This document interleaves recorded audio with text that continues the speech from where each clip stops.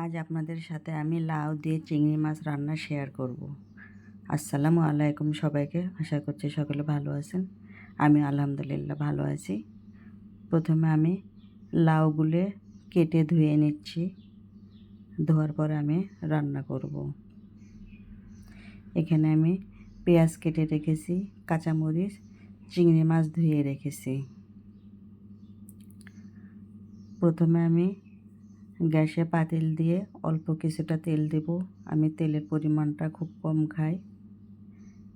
এর ভিতরে আমি পেঁয়াজ দিয়ে দেব। পেঁয়াজ আর কাঁচামরিচ দিয়ে একসাথে কিছুক্ষণ নাড়াচাড়া করব।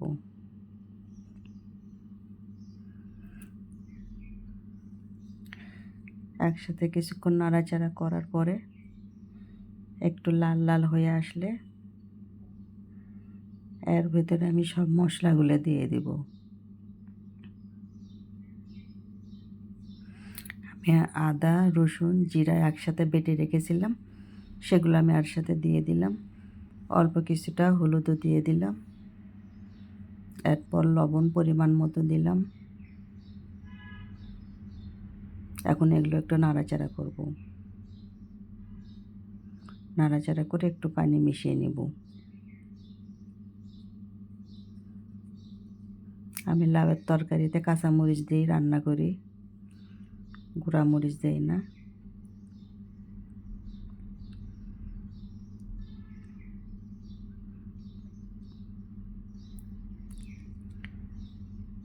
আমার মশলাটা এরকম কষানো হয়ে গেলে আর ভিতরে আমি এখন চিংড়ি মাছগুলো ছেড়ে দেব।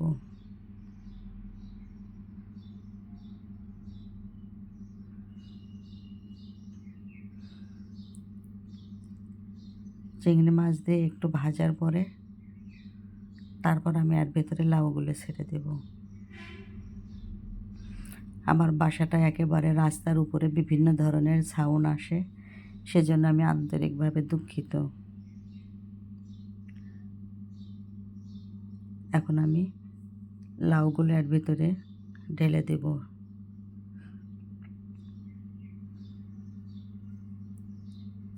আমি লাউটা একবারে না দিয়ে আমি দুইবারে দিব। আমি গোটা একটা লাউ নিয়েছি রান্না করতে, আমার তরকারিটা খুব বেশি লাগে। লাউ আমি গোটা লাউ একেবারেই রান্না করি। একটু সিদ্ধ হয়ে আসলে পরবর্তীতে আরোগুলো আমি ঢেলে দিই। আমার ভিডিওটা যদি আপনাদের ভালো লাগে অবশ্যই একটা লাইক, কমেন্ট করবেন আর অন্যকে দেখার সুযোগ করে দেবেন, শেয়ার করে দিয়ে।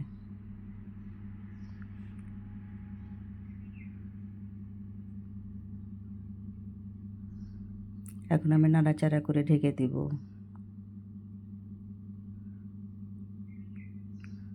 আমার লাউয়ের কালারটা এরকম আসছে, কতটা সুন্দর। আর লাউটা এতটা টাটকা যে একটুতেই সিদ্ধ হয়ে গেছে।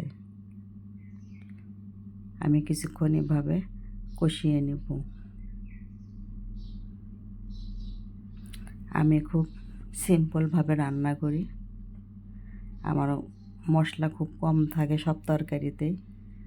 আমার বাসায় যেটুকু আমি নিজের জন্য রান্না করি সেটুকুই আমি আপনাদের সাথে শেয়ার করি। আমি সাধারণ একজন গৃহিণী। আমার পরিবারের যেটুকু করি সেটুকুই চেষ্টা করি আপনাদের সাথে শেয়ার করার জন্য। আমি পানি দিয়েছিলাম, এখন আমার লাউটা প্রায় হয়েই আসছে।